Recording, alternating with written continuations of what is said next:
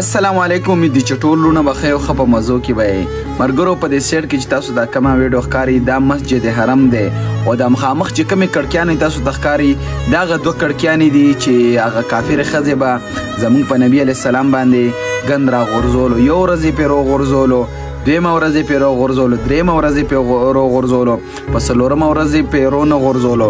نو نبي علیه السلام سوچ وکړو چې دې په ما باندې روزانه ګند راغورځوي او نن یې په ما باندې نه یې راغورځولې. راشي تپوس یې وکړه چې څه وجه ده.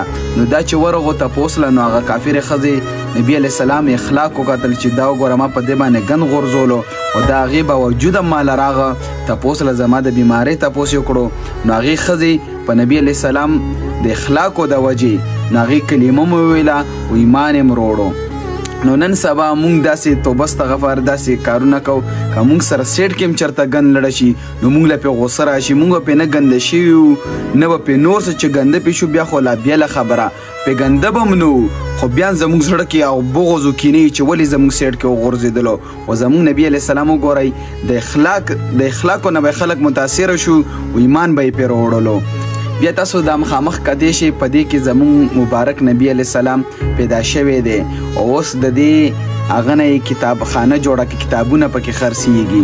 بیا د دې خوا سیډ کې چې تاسو ګورئ دا د ابوجهل کور و، ابوجهل اوس یې دې کې هغه جوړ کړي باترومونه چې ورته وایي.